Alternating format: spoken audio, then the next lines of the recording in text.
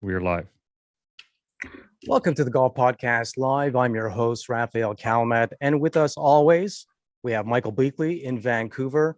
We're going to cover a wide range of topics, all in golf, hopefully, maybe some other topics. But today, we have a very special guest. His name is Mr. John Cook, a 12-time winner on the PGA Tour, Champions Tour winner and player as well, and now an NBC Golf Channel analyst. John, welcome to the show. Yeah, good to be back with you guys. Thanks for having me. Last time we had such a wonderful time, so many stories. We might have missed out on some good ones as probably. Well. Mike, how are you doing today? I'm doing really good. Looking forward to this and, talking some golf. There's a lot happening this past weekend, and I missed a lot of it. I was in my own club championship, so unfortunately caught up on some of the highlights as best as I could, and the Golf Channel this morning. So that was great. And just for the record, I had a fantastic round, best round in 14 months to open, and then my worst round of the year to close second round of the club championship. So I went from second to lower into the top 10. So, yeah, this silly game. That's why we do it, right? Oh yeah, I thought I had it all figured out, and I left it all out there in the course on Sunday. So, but it was fun. Well, this week's episode is brought to you by Mindshare Workspace, a great place over at Erin Mills Shopping Center over here. They have studios and spaces. We're going to be live broadcasting from here. A big shout out to AR Golf, one of our partners, and of course, our collectibles company, Mike. We can't forget those guys, right? So Upper Hand, thank you for supporting us from the beginning. As well, ecsagency.com. for all of our tech and web support. Absolutely. We got to do it. We got to say thank you to everyone. John, let's start off with what's happening in the world of golf. LIV Golf obviously making a big splash, and the new partnership between Tiger Woods and Rory Mcilroy with Tomorrow Golf. Your take on that and how much you know about that. Give us a little bit of insight if you have some. Well, I've talked a little bit with Tiger about he and Rory's venture, along with Mike McCarley, who was with NBC Golf Channel as well before he took this position. So Tiger says it's just a fun new adventure that they're excited about it. They'll see how that project grows, and it like I said, he and Rory are very, very excited about it. Something new, something kind of fun, something interactive. That a lot of people can do. So he was excited about it. And help us understand, and our listeners understand, like from what we see, there's going to be a series of events open to the top 60. And is that going to be on a Monday evening, or is that aside from the elite events that we might be seeing? You guys know as much as I do. That's just about it. Okay. I messaged him and he got right back and said, "Yeah, it's a new, exciting venture that he and Rory are into, and they can't wait to see how it grows and what it might grow into." Yeah, I think it's exciting. I mean, this let's call it a disruption that we've seen this year in golf. It's been dramatic indeed, and we've lost some tour players over to LIV, but at the same time, it's forced the hand of the tour to revitalize itself because we and Rory said this great a couple maybe a week or two ago that PGA had it lucky with Tiger Woods for 20 years, and now that they did. He's not playing, and he won't play to a schedule that he's ever had in the past. So. The innovation I think is going to be a good thing, and these defectors, which they've all been called, they're actually opening up the door for a lot of up and coming golfers, which I think are still part of the Tiger effect. All these youngsters who are coming into the game are so good, and every year there's new names, hitting the leaderboard. So I think we're in a good place overall, despite the drama. Yeah, I do too. It's interesting that the tour is taking the actions that they are. Obviously, this is something that's been in the works for a while. It's a big change, And you're right, it does open, the LIV, that tour is opening doors to a lot of the good, young, exciting players, coming off the Corn Ferry Tour and Corn Ferry Tour finals. You'll see some really, really good players either getting their privileges back or some new names. Hopefully Chris Gotterup gets in because he is super good. Yeah. So hopefully he closes the deal this week to get into that Corn Ferry finals. But it's an interesting time in our game, and the PGA Tour took some action, and they were pretty reactionary. They weren't proactive in all this. They've kind of reacted to what LIV has done. LIV kind of forced their hand a little bit, but right. They've upped the ante. The PGA Tour has, and created a series of events that will cater to the top players and bring in line what the compensation might be for these top players to what other star athletes do in the best in the best in their business. So I wish it was retroactive back into the early 90s, but that's not going to happen. But you never know. Maybe you could sue. Hey, there you go. Yeah, right. That's not in my nature.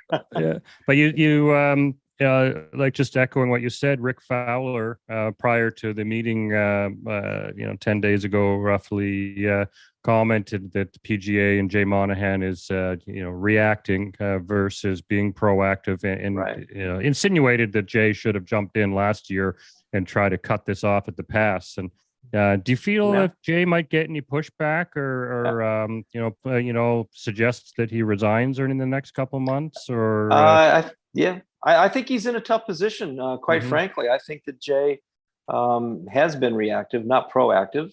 There was some things that could have been done on his end earlier. Yeah. Maybe do take a meeting. You don't have to agree. You don't have to come out of the meeting with anything more than you already have. But at least take a meeting and see if you can coexist at some point in time. Yeah.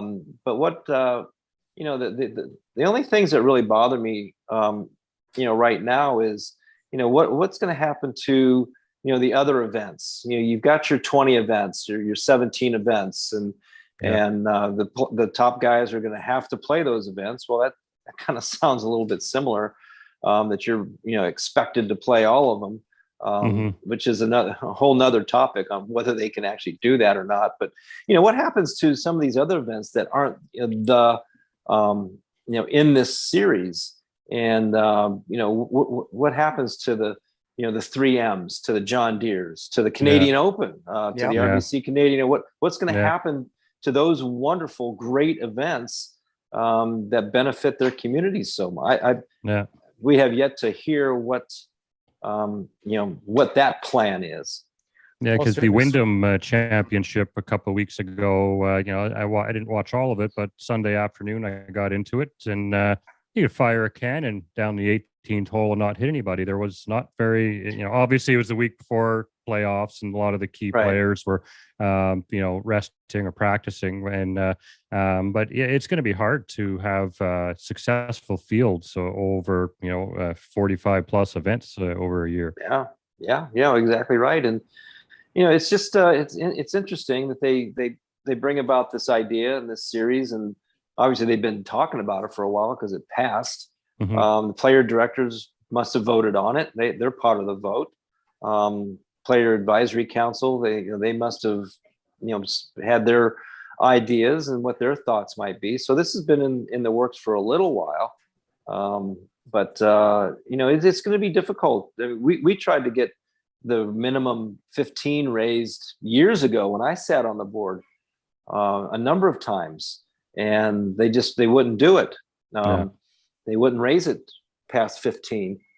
So we'll see how it goes if they hit, if the minimum is 17 or 20. It's we'll see what those players are going to be doing. Especially when some of them are kind of late spring. They got kids in school that might be graduating. They got all kinds of stuff. What happens if one of those events is on one of those days and they can't play? Well, absolutely. There's always that wraparound schedule that started around 2014, and it got overwhelmingly too many players making decisions on what events they need to play on. So, a shortened schedule certainly I find helps, but with the disruption in place, it's really hard to see where the players are going to be going, where the official world golf rankings are going to end up, if anything, whether there's going to be some sort of compensation for those players only playing 54 events, because certainly there are many events on the PGA Tour that are 54 or less events when there's a rain out or any type of condition. Correct. So there's a little bit of hypocrisy on that, and Jay Monahan being on that board. But if we're just turning to Tiger Woods and Rory McIlroy, we're talking about the TGL. Very exciting. They call it a high-tech golf league featuring 6 teams. Made up of the top PGA Tour players, kicking off in January 2024. So it's not happening too quickly. But if we talk about Rory just for a moment, because the Tour Championship just ended, and for him to win in the fashion that he did, he's the first player to win 3 times on the FedEx, to win the FedEx Cup. So that's fairly exciting. Your thoughts on how Rory played, how Scheffler ended up playing, and the other players? It was quite an exciting finish, and exactly what the PGA Tour ordered. Yeah, exactly. It's what they needed at the right time. You had the best players, the top 30 players, the best, 30 players in the world, basically, all gathered at the end for, one, grand finale.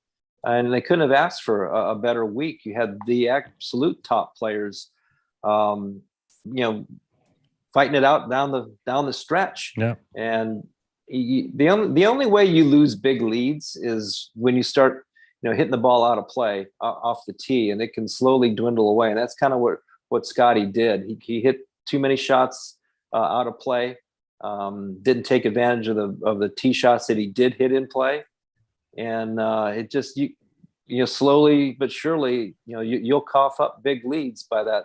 Doing that. Take nothing away from Rory though. I mean, he birdied. He made a lot of birdies coming down the stretch, hit some wonderful iron shots, and he's had a wonderful year. He's really had a nice year of striking the golf ball. He's gotten a lot better in a lot of areas where he was pretty weak. Short irons. Putting's been great. Putting, 4 top 8s in all the majors are pretty exciting. Yeah, you don't do that by not striking your golf ball well and making some key putts. So Rory just capped off a really nice year, and to have he and Scottie coming down the stretch, 2 of the 3 best players in the world. I mean, that's what you hope for. Yeah, we'll have to talk to Nike about dressing them the same, though. It was yeah, exactly. they did have their team colors. Yeah. But I was happy to see Rory pull it off. He, obviously we know he took down our Canadian Open, and at a big time, because the LIV controversy was on fire during the Canadian Open, right? And helped deliver a fantastic PGA Tour event. And same thing transpired this weekend. And I feel for Scheffler. He'll probably have some somber moments when he realizes how close he was to having capping off an already amazing year. Yeah. But lots of positives there. Xander Schauffele was making it interesting, and it was great. I wish I had watched more of it, but I wasn't able to catch that much. Yeah, you were busy. Yeah, exactly. Yeah, it was fun. When we were driving, so we listened to the whole thing on the radio. So PGA Tour, SiriusXM did a great job on PGA Tour radio, and it was a fun listen. Honestly, we listened the whole way, and you really got a sense of what was going on. You could really feel what was happening, and we got home just to watch the very end, and it just what they needed. It's the Tour Championship, like I said before. It's the top 30 players in the world, 29 teed it up. And that's exactly what you hope for. Everybody played well. Everybody was, competitive, and it was nice to see. Yeah, we had some of the guys at our club had the broadcast playing on their iPhones, and we had TVs in the background. So everyone, all golf fans were interested in what transpired, and it was exactly what was needed. Yeah, exactly. Hey, John, what does your year look like as far as broadcasting is concerned, or even possibly playing, or how's your game looking, and where can we see you next? I'm not going to compete this year. Still playing a little bit, not as much as I have been, but just, we've gotten very busy. Television has kept me busy. So I've just got done doing the U.S. Amateur a couple weeks ago, and it was great fun to be part of that. To have Colt Knost on the broadcast as well, the telecast, who was a past amateur champion 2007 at the Olympic Club, and then myself winning in 78 and then runner up in 79. It was great fun to be there. So I've been busy. My next event is going to be a Champs Tour event in South Dakota. Then I do some PGA Tour events, do some college, do 3 college events coming up this fall, and then finish it up in November here at the Charles Schwab Cup Championship at Phoenix Country Club. And then that'll be it for me for the year. Kind of middle of November, and take it easy, and then start back up again next year. Charles Schwab's looking pretty exciting. We'll see if Steve Stricker has a little bit of a comeback. He's been up there. He's been doing really well. And all of these boys on the Champions Tour are playing so well. It's so funny to see Alker play as well as he has in the last 2 years. It almost seems like he came out of nowhere, and now he's sort of a household name. Yeah. And so it's a great story. Stephen Alker, I mean, basically a year ago, qualified for the Boeing Classic, finished in the top 10, and just kind of top 10'd his way all the way to the Charles Schwab Cup Championship, and played well, and then starts winning golf tournaments. So he's no joke. He is very, very good, and a lot of guys are starting to make a run. He's still playing good, but you see Stricker making a run, and Jerry Kelly making a run. Patrick's doing really great. He's all fired up. He said he wants to win the whole thing. He does. Yeah, it's good to have him out. I mean, when you have players like that, going to be Hall of Famers, playing the PGA Tour champions, that's all it is out there. It's major championship winners and Hall of Famers and guys that have won a lot of golf tournaments. Still have great skills, and their skill set is still very high. So it's fun to watch. Have you thought about some funny and interesting stories since we last spoke? I'm going to throw out some names at you, see if anything rings a bell with one of these players. Scott Dunlap, Steve Stricker, Padraig, Brett Quigley, Duffy Waldorf, Ernie Els, Stephen Ames, David Toms. Oh yeah. Well, anytime you can ask Steve Stricker a question, and if you can get him to cry, that's always a good one. Yeah, you get him. He can get emotional pretty quick, and I'm kind of the same way. You start talking about family and winning tournaments and where you've been, what you've done. Yeah, it's easy to start whimpering a little bit, but it's always fun to see like what button you can push on Steve Stricker to make him kind of tear up a little bit. Right. And how about yourself? Do you have any Steve Stricker moments when you guys played together?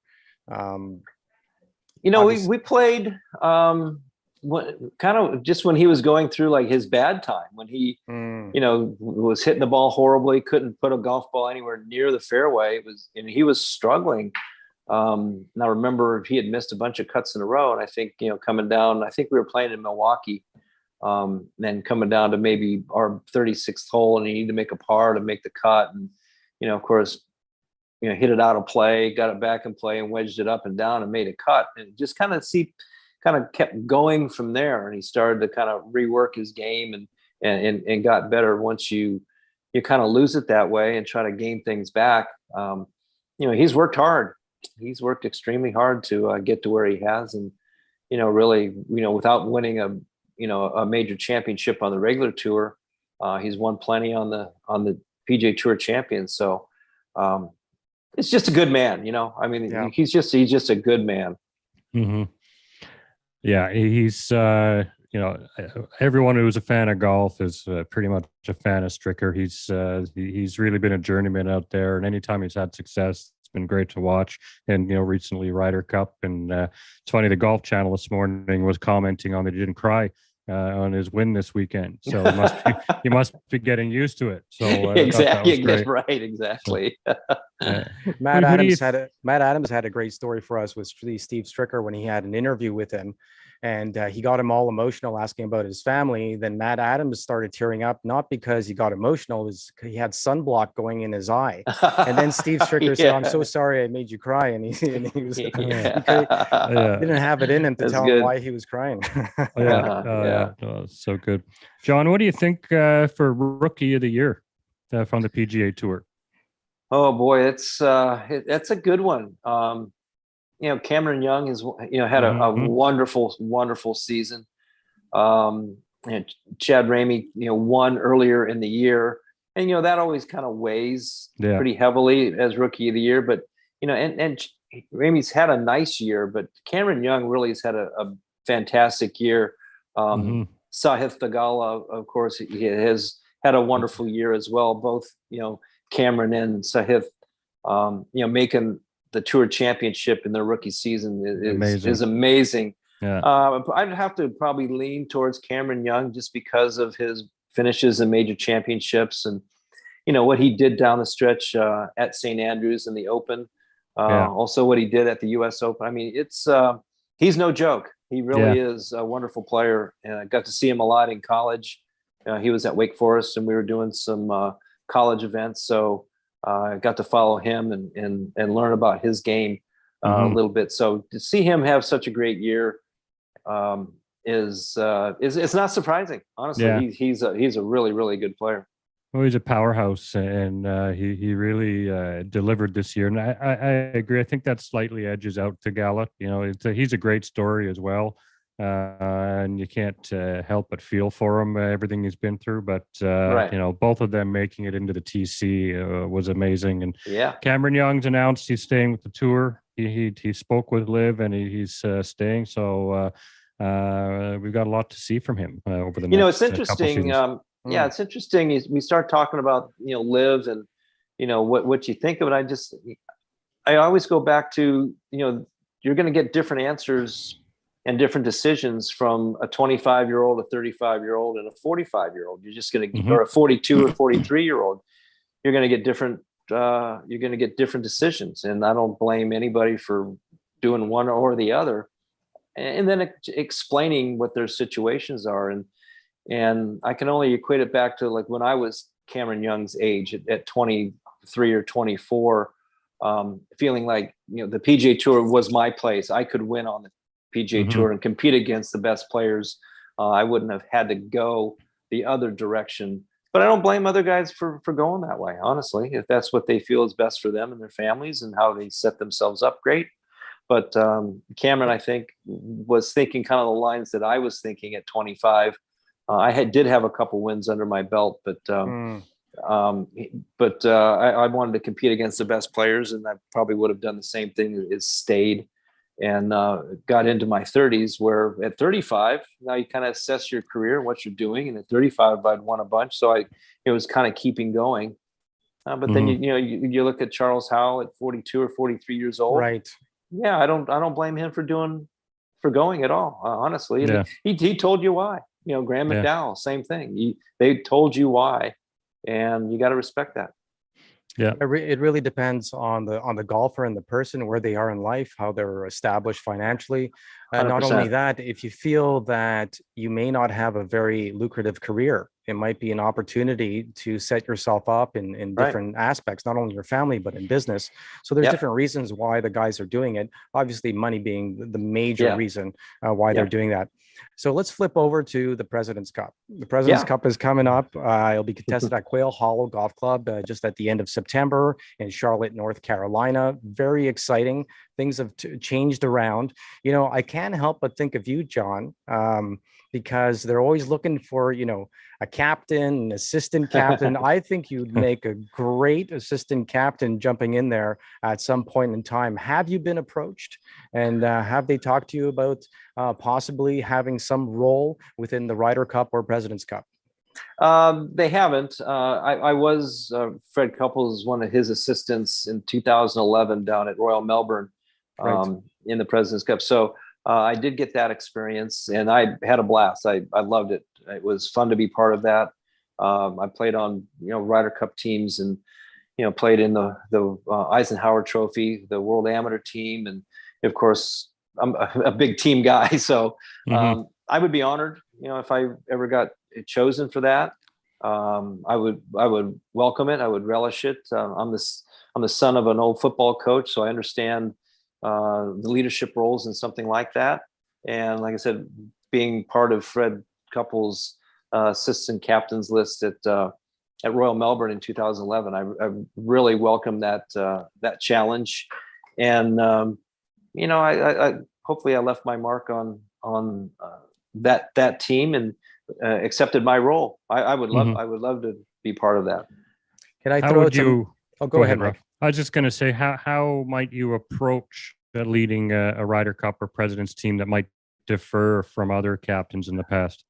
I don't know if it would be any different. I think their model has been pretty solid as of late. I would certainly pick the brains of every captain that had been before me, and try to put your own stamp on it, put your own personal touch on it, your own personality on it. And but also they've been successful in the past and been successful for certain reasons.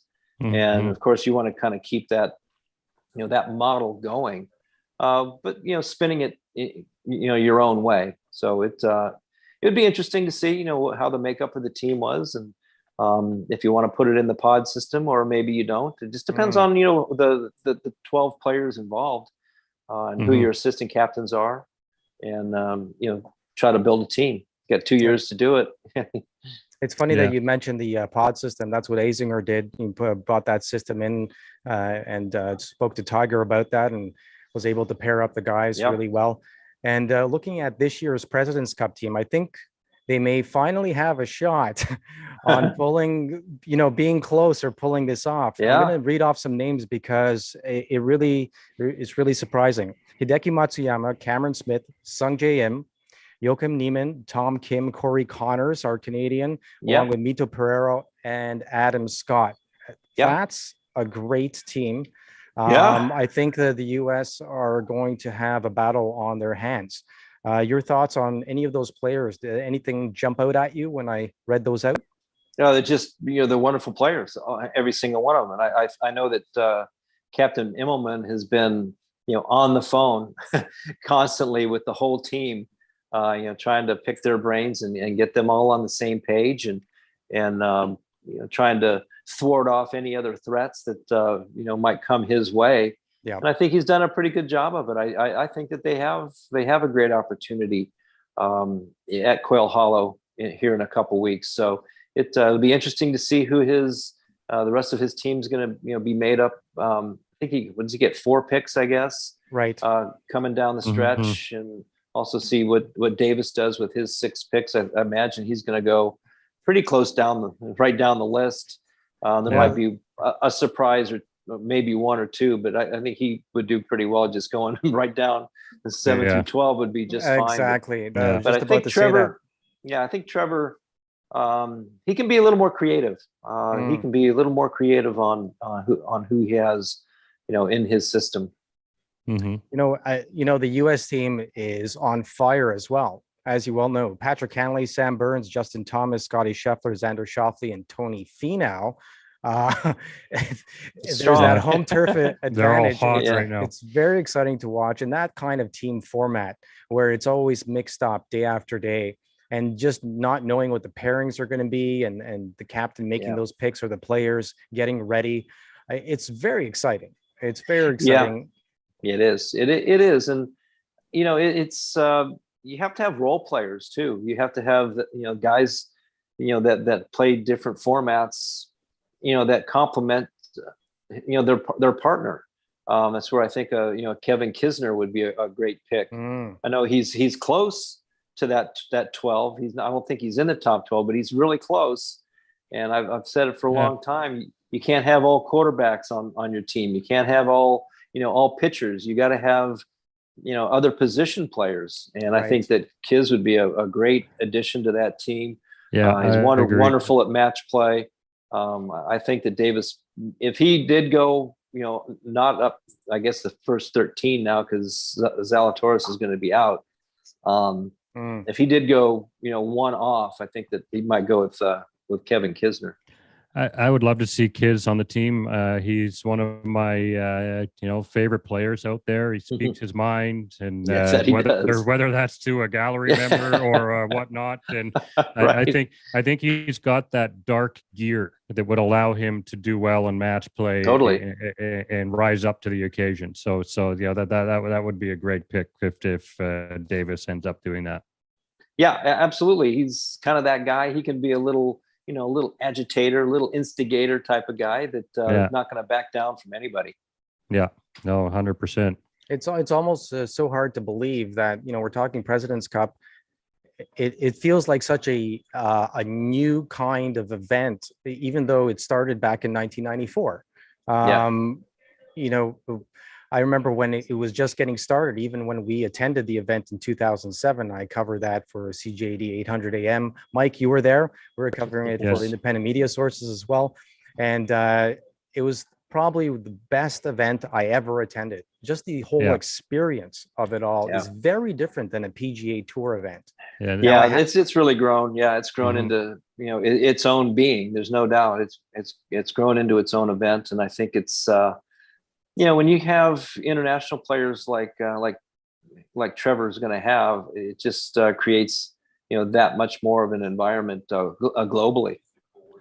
Yeah, it really it's high level match play that means something, and it's we all like watching the Dell match play, but sometimes on Sunday you don't get the pairings that draw the numbers on TV, and even though there may be a good match, but the masses don't watch. But these President's Cups and Ryder Cups, everyone's emotion gets involved, and last year's Ryder Cup was unbelievable golf. Yeah, I absorbed all of it for the week, and looking forward to President's Cup. So I've got the bag behind me that I grabbed in 2007, and that bag earned us a ride. Some guy in a cart saw me on the final day and said, "If it's still there, I'm going to buy it." And sure enough, it was. So I walk out. There you go. There's a few of us in our entourage that we all flew out for the event, and they offered me a ride, and I'm like, yeah, we got to get back to the media center because that's where limo was going to get us. So he thought I was on the team. I was holding the bag, and then so all of us jumped onto this cart and got shuttled across the whole venue. It was hilarious. So it's great fun. Yeah, it's be part of that. I'll never forget 2011 being part of that. U.S. team down there at Royal Melbourne. It really was a lot of fun. Mm-hmm. Yeah. Well, we're talking to John Cook, a senior legend on the PGA Tour and Champions Tour, and we're excited to listen to you on Sirius FM, on NBC, and the Golf Channel. Make sure you follow him on social media. Any events that you're part of in a bigger way, John? Are you part of any charities or initiatives currently that you could talk about, or sponsors that you're affiliated with? Not really right now. It's I've gotten busy. I had been part of a number of charitable events, and anytime that opportunity comes my way, of course, I help out in any way that I can. It's just it's not doing a whole lot right now, so keeping my calendars pretty open. But always enjoyed being part of whether it was for Loma Linda Hospital in California, the Proton therapy, cancer therapy division. So we did 25, 26 straight years of that with first with Ken Venturi. Helped him out, was a big part of his life, and so I helped him out, and we kept it going after Kenny passed. Jamie Mulligan and myself there in Palm Springs, so that was a big part of our lives for a long time. So anytime I can get a chance to help out Gary Koch, say in Florida in December, for his first tee organization and things like that, happy to do it. And I guess, one of the things I wanted to mention today was quite important, the passing of Tom Weiskopf. Tell us what he meant to you and the game of golf, and And when you reflect back on Tom's career and life, what are the things that come to mind? Tom was a pretty big part of my life. I remember I hadn't met him yet, but I remember I was being recruited by, a number of schools in high school to go to college, and Ohio State was one of them, and there's a few other ones that I hadn't made a decision yet. And I remember sitting at the dinner table one night, and the phone rings. And normally you don't answer the phone at dinner, but my sister got up and answered the phone, and on the other end was Tom. And my sister said, "Hey, John, Tom's on the phone." I said, none of my really good friends were named Tom. I don't know who this Tom would be. And she goes, "Tom Weiskopf's on the phone for you." And so then, we started chatting then. And, Tom, he was just a great man. When he came back to Columbus, he would, call me up and call the golf team up, and he would come out and play with us and take us to dinner. And, really enjoyed our time just talking with Tom. I played practice rounds at my first U.S. Open at Southern Hills, 1977. I played my practice rounds with Tom and Tommy Bolt way back when. And then 79, I played my practice rounds at Augusta with Ed Snead, with Tom, and with Ken Venturi. So right, I would just soak in knowledge. I'll never forget Tom, saying one time that, you just try to figure out the golf course. Pay attention to what the architect or the designer was presenting on each tee, and what was he presenting to you. Try to learn a little bit about design, and that's where he incorporated that into his designs, golf course architecture. So it was we played a lot of practice rounds. I learned how to basically do clinics and outings. We did a lot early on when I was with McGregor. He was with McGregor. We would do outings together, and I would just watch and observe and learn how to to do outings. It's there's ways to do them, there's ways not to do them. So Tom was a master at that, so I learned a lot from Tom. But I'll just miss him. He's a wonderful man. We talked a lot. We played a lot of golf together, and it was so sad to hear of his passing last week. Yeah, that was a big loss to golf, but his legacy is going to live on for in our sport. Yeah. Hopefully he gets in the Hall of Fame. I know. Yeah. It's hard to put players in. We should have put him in when he was alive, and now he's passed. We got to put it. I hope it's not that way. I hope it's on his merit, because he deserves to be in. I mean, he's done so much, right? On the golf course, he's done so much in golf course architecture, and also as a broadcaster. He's one of the best, ever, sitting in that booth at 13 at Augusta, calling the 13th hole, sitting in that tower, calling golf. He was brilliant. He was brilliant. Oh, and that's a skill to talk aimlessly but keep people captivated. Right. I can really appreciate some of these broadcasters that are successful with it. And speaking of broadcasters, I wanted to ask you about David Feherty. He's jumped over to what some are calling the dark side, but it's a bit of a loss for NBC, because I always thought he was funny. And what do you think about him jumping over? And do you have any David Feherty stories? David, I think it's interesting. I know with NBC and him being in the booth, he couldn't quite be the David Feherty that when he was on the golf course and walking.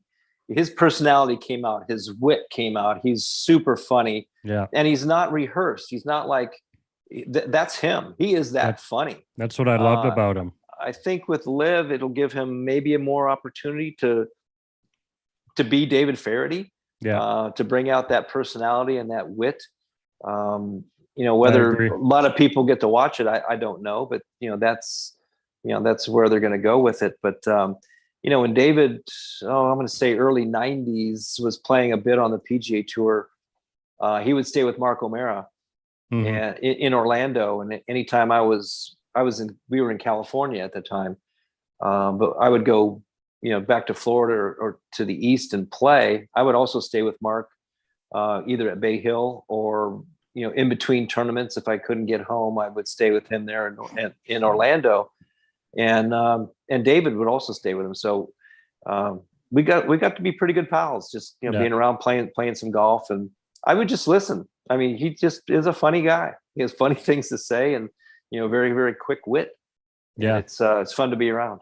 I remember his commentary from the EA Sports video game. Which obviously was Tiger back in the day, but you just like be playing the game against somebody, and then in comes the Feherty clips that were hilarious, and they still Right. Come to mind today. And there's one tour event he called, one of the players' balls went deep into the rough, and I'm going to paraphrase, but he insisted that a dog couldn't find it if the ball was wrapped in bacon because the rough was so on.